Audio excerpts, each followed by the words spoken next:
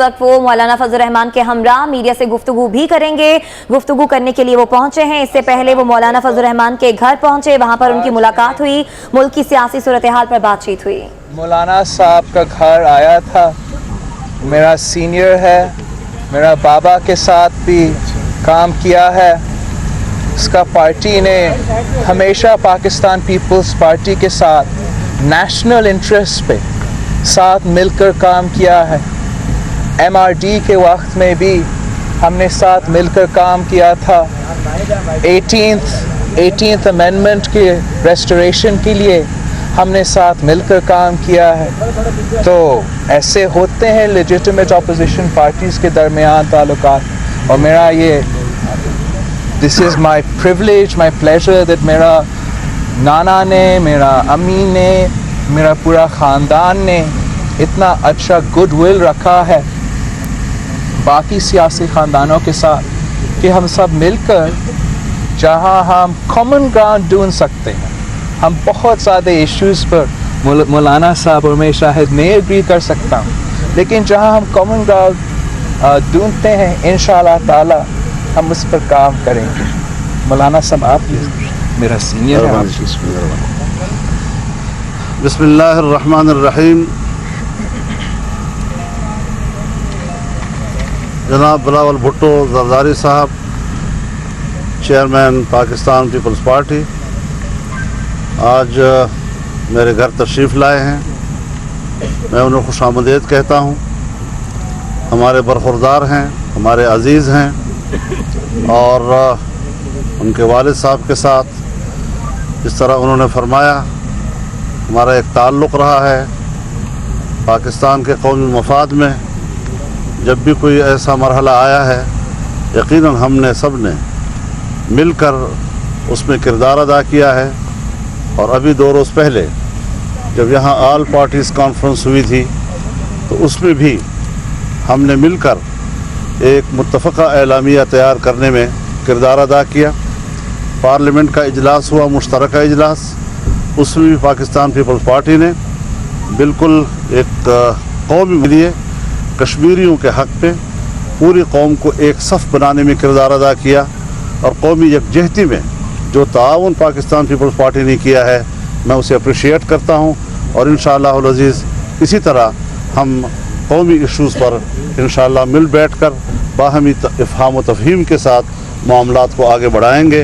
और मुल्क हमारा एक है, कौम हमारी एक है, आइन हमारा एक है, जमहूरियत हमारी एक है, इस्लाम हमारा एक है। और इस हवाले से यकीनन जब भी कोई मौका आएगा तो इन मुश्तरकात पर हमारी एक ही स्ट्रेटजी होगी, एक ही ताउन होगा। और जिस तरह माजी में आता रहा है इंशाल्लाह आने वाले मुस्तक़बिल में भी हम उसके लिए तैयार हैं। ये बताएं कि हमने ये देखा है कि साबिक़ सदर आसिफ अली जरदारी उन दिनों में मुतहर्रिक होते थे, अपोजिशन लीडर या दीगर जमातों के कायदे से मिले थे। जिस वक्त उस सिस्टम को हमने ये देखा कोई ऐसा थ्रेट होता था, मतलब रायविंड में जमा हुए सारे लोगों को जमा किया। तो आपकी आज एक हुकूमती इत्तेहादी जमात के सरबराह से मुलाकात का क्या हम मान लें, कोई इदारों आप मीडिया वाले इतना कमाल के लोग होते हैं यार। मौलाना फजल रहमान साहब ना सिर्फ मेरा अंकल है और बाकी मेरा अंकल है। मैं अंकल से मिलता रहता था जब मैं इतना साइज का था और अभी भी मैं मिल रहा हूँ। लेकिन मैंने इस मौके चूज़ किया था इसलिए मौलाना साहब हमारा कश्मीर कमेटी का चेयरपर्सन भी है। और जो कुछ हो रहा है कश्मीर में वो सबसे that is the most important issue in Pakistan right now. अगर आप नेशनल इंटरेस्ट के बारे में बात कर रहे हो, हम सिर्फ उस इशू पर बात कर रहे हो, कोई और साजिश नहीं है, कोई और बैकडोर प्लान नहीं, कुछ ये प्लीज आई डोंट नो मैं आपको कौन किससे ये बताइएगा सर कि क्या 30 अक्टूबर के मामले के ऊपर और पनामा लीक्स के ऊपर भी बात हुई है कि नहीं? मैंने 30 अक्टूबर का क्या, इमरान खान ने जो ये इस्लामाबाद बंद करने का ऐलान किया है उस पर हमने बात नहीं किया था।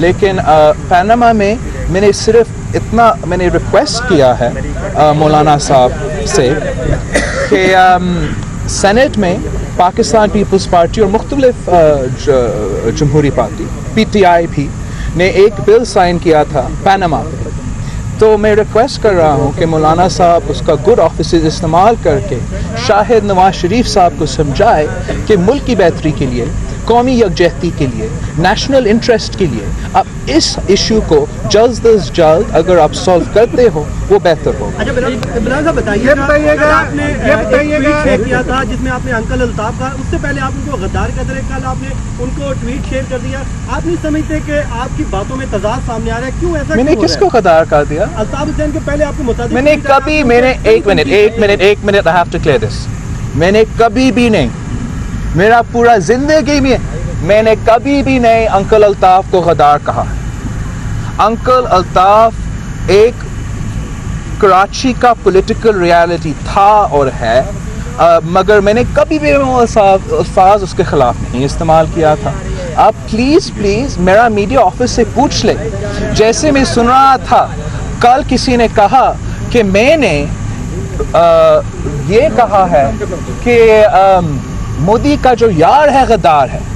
मैं कभी भी नहीं सोच भी सकता हूं कि मैं इस मुल्क का इलेक्टेड वज़ीर आज़म को गद्दार का अल्फाज उसके लिए यूज करूं। मैं शहीद मोहतरमा बेनज़ीर भुट्टो का बेटा हूं, मैं ये कैसे कर सकता?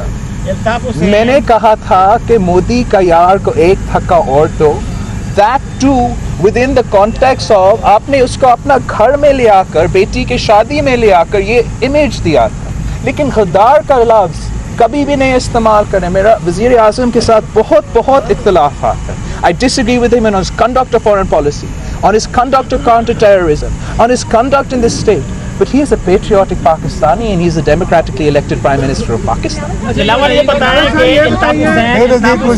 एक मिनट जरा खातून से, मेरा अंकल से कोई खातून से एक सवाल इतनी हादसाई के बावजूद इल्ताफ हुसैन पार्टी ने यही नारा लगाया जिससे अभी बात हो रही थी और बार लगाया, प्रोटेस्ट किया, डेस्क बजाई। In the National Assembly, yes, I thought that was very unfortunate. They should not have used those language in the National Assembly at all. At the same time, the walkout was an appropriate reaction because a Noon League senator once again tried to undermine the unity, the national unity that we were creating by falsely accusing my mother, जो जिंदा नहीं है, आज अपने आप को defend नहीं कर सकती है, उसको फॉल्सली अक्यूज करके मेरे लोग को जज्बाती करवा के ये करवाया था। तो नून लीग ने उस दिन नेशनल यूनिटी को तोड़ा था। नून लीग ने उस दिन पाकिस्तान पीपल्स पार्टी के खिलाफ भी बोला था। और अगर शाहिद खुर्शीद शाह साहब और जो दूसरे दोस्त लोग बैठे थे इतना मैच्योर सियासतदान नहीं होते, अगर वो नहीं समझते थे कि पाकिस्तान एक पिवटल मूवमेंट पर है, हम नेशनल इंटरेस्ट पर नहीं कॉम्प्रोमाइज कर सकते, और वो भी बॉयकॉट करता और वो भी बनी गाला में बैठता, तो फिर क्या होता? तो this is, please don't misrepresent what we are. ये बताएं कि पाकिस्तान के खिलाफ इतनी हर्जा सराई करने के बावजूद, पार्टी से -1 होने के बावजूद, क्या इल्ताफ हुसैन कराची की पॉलिटिकल रियलिटी है? और दूसरा, मौलाना साहब के साथ आपकी मुलाकात जो है, मुस्तकबिल में इसका इत्तेहाद मुमकिन है? मौलाना साहब देखो आप क्या करते हो मेरे साथ। 2018 में आप इंतखाबात देखो -1 फॉर्मूला रहा है इस पाकिस्तान में। मैंने कल सुना था कि किसी ने कहा है कि मेरा ख़ानदान में एक और -1 होना चाहिए। इन लोगों ने मेरे शहीद नाना को -1 कर दिया था, फिर मेरा शहीद शाहनवाज अंकल को -1 कर दिया था, फिर शहीद मुर्तज़ा भुट्टो को -1 कर दिया था। अभी कह रहे हैं कि आसिफ सरदारी को -1 कह दो, कल कहेंगे बिलावल को भी -1 कर दे। ये तो एक पुराना इमेच्योर, मैं क्या कहूँ, this sort of thinking gives Pakistan a bad name. It is insinuating जो कंस्पिरेसी थीरीज होते हैं जो गलत है, वो कंस्पिरेसी थीरीज को वेट देते हैं, और इमरान खान के मुंह से आकर ये बड़ा गलत मैसेज किया। उसके बाद आपने कुछ कहना है? मेरा क्वेश्चन ये है कि गुज़िश्ता रोज जो बिटरनेस क्रिएट हुई due to Imran Khan statement, Imran Khan के स्टेटमेंट से जो बिटरनेस क्रिएट हुई है between Pakistan Peoples Party and PTI, मुस्तकबिल में पनामा लीक्स पर अब इन दोनों के इकट्ठा चलने के कितने ऑप्शंस हैं, कितने इम्कानात हैं, कितने ऑप्टिक्स हैं? बिटरनेस? आपने कभी पीपल्स पार्टी से कोई बिटरनेस देखा है? कोई बिटरनेस नहीं है। हम सब सियासी पार्टी के साथ मिलकर काम करेंगे। हमें नेशनल इंटरेस्ट पर जोर देना पड़ेगा। हमारा आइडियोलॉजिकल प्रायोरिटीज है, मगर हमें सब के साथ मिलकर काम करेंगे। बहुत बहुत शुक्रिया, शुक्रिया मौलाना साहब, बहुत बहुत शुक्रिया। आपने भी मुझे कुछ पूछना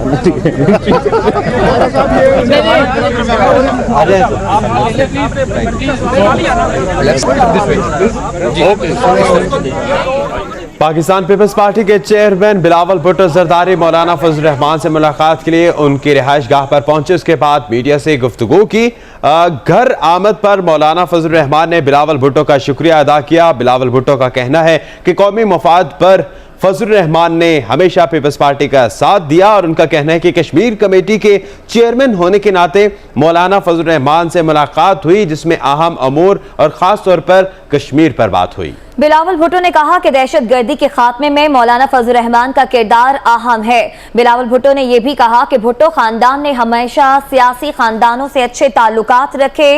ये कहा कि मैं मुल्क के मुंतखब वजीर आजम को गद्दार कहने का सोच भी नहीं सकता। मौलाना फजल रहमान से मुलाकात के पीछे कोई बैकडोर साजिश नहीं है। फजल रहमान ने भी कहा कि कौमी मामलात में पीपल्स पार्टी का किरदार काबिल सताइश है। मुस्तकबिल में भी पीपल्स पार्टी से बेहतर रवाबित रखेंगे। इसके अलावा पार्लियामेंट के मुश्तरका इजलास पर उनका यह कहना था कि नून लीग के वजीर ने पीपल्स पार्टी के अरकान को इश्तियाल दिलाया। हुकूमती रुकने असम्बली ने शहीद बीबी पर इल्जाम तराशी की। मेरे वजीर आजम से इख्तलाफात हैं, मगर उन्हें कभी गद्दार नहीं कहा। अंकल अल्ताफ को भी कभी गद्दार नहीं कहा। अल्ताफ हुसैन कराची की सियासत की हकीकत है। और इसके अलावा फजल रहमान के बारे में उनका यह कहना था कि फजल रहमान मेरे अंकल हैं। इसी पर बात करने के लिए हमारे साथ मौजूद हैं तजियाकार आरिफ निजामी साहब। आरिफ निजामी साहब, बिलावल भुट्टो जरदारी ने मौलाना फजल रहमान के हमरा मीडिया से गुफ्तगू की, उनसे मुलाकात की और कहा कि भुट्टो खानदान ने हमेशा सियासी खानदानों से अच्छे ताल्लुकात रखे हैं। जी, यकीनन फजल रहमान साहब से मोहतरमा बेनजीर भुट्टो शहीद के बड़े अच्छे तल्लुकात थे और उन्होंने उनको कश्मीर कमेटी में भी रखा हुआ था, बल्कि चेयरमैन थे गालबन, और एक एलआई थे उनके पॉलिटिकल। अब वो वैसे तो पीएमएलएन के एलआई हैं, लेकिन उनके अभी वो मियां नवाज शरीफ के बिहाफ पे आसिफ जरदारी साहब से लंदन में चंद माह पहले मिले भी थे। और जो कुछ जरदारी साहब और मियां नवाज शरीफ की मिसअंडरस्टैंडिंग थी जब से उन्होंने वो तकरीर की थी और पाकिस्तान से बाहर चले गए थे, जो फौज की क्रिटिकल थी, तो ये पहला राब्ता बिला वास्ता फजल रहमान साहब के थ्रू हुआ था, जिनको दोनों पार्टीज का एतमाद हासिल है। अच्छा आरिफ निजामी साहब, आज इमरान खान को भी तनकीद का निशाना बनाया, जिस तरह से उन्होंने कहा था कि पीपल्स पार्टी को भी -1 करना चाहिए, तो इस पर बिलावल भुट्टो जरदारी का ये कहना है कि ये सियासी मैच्योरिटी है। जी, खान साहब तो जो मुंह में आता है कह देते हैं। मेरा ख्याल है कि वो ये नहीं देखते कि कल तक तो वो एक कंटेनर पे खड़े होने की बात कर रहे थे और इकट्ठे नवाज शरीफ के खिलाफ तहरीक चलाने की बात कर रहे थे। अब वो कहते हैं कि मुक्का हो गया जरदारी साहब का और नवाज शरीफ का, तो अब वो पाकिस्तान के सबसे बड़े चोर बन गए और -1 फार्मूला की बात करते हैं। कल तक वो उनके बेटे के साथ शाना बिशाना चलने को तैयार थे। तो ये इतनी जल्दी तो कराबाजी जो है कोई शायद ही कोई सियासतदान हो जो लगाता हो पाकिस्तान में। आरिफ निजामी साहब, उन्होंने ये भी कहा कि मैंने वजीर आजम और अंकल अल्ताफ को कभी गद्दार नहीं कहा। मुल्क के मुंतखब वजीर आजम को गद्दार कहने का सोच भी नहीं सकता। जी, ये उन्होंने कहा है, लेकिन वो तो नारा लगाते रहे ना, मोदी का जो यार है गद्दार है गद्दार है, जो नवाज शरीफ ने कहा। और एतजाज हसन साहब ने भी फरमाया अभी आज ही के, जो अगर वो नवाज शरीफ नाम ले दे कलभूषण यादव का तो वो 50,000 रुपये इनाम देंगे। तो इसका मतलब है कि या तो पीपल्स पार्टी की पॉलिसी ये है कि नवाज शरीफ गद्दार है या नहीं है, तो ये क्लियर होना चाहिए। वैसे भी ये जो हमारे यहाँ इस मुल्क में सिलसिला बंद होना चाहिए मुखालफीन को ऊपर गद्दारी का इल्जाम लगाने का। अच्छा निजामी साहब, उन्होंने इस चीज को भी कंडेम किया जो पार्लियामेंट के मुश्तरका इजलास में नारे लगे थे इस तरह के, तो उन्होंने कहा कि उसको भी कंडेम करते हैं। हाँ, लेकिन ये नारा तो उन्होंने ही लगाया था ना सबसे पहले, ये बात तो अपनी जगह पे है ना, लेकिन बहरहाल देर आया दुरुस्त आया, तो उनको लेकिन ना बिलावल भुट्टो साहब को थोड़ा सा अनाउंस दिया जा सकता है कि वो अभी निस्बतन नौ आमोज है सियासत में, और इस लिहाज से उनको थोड़ा सा अनाउंस दिया जा सकता है कि वो कैरिड वे होकर उन्होंने बात कर दी।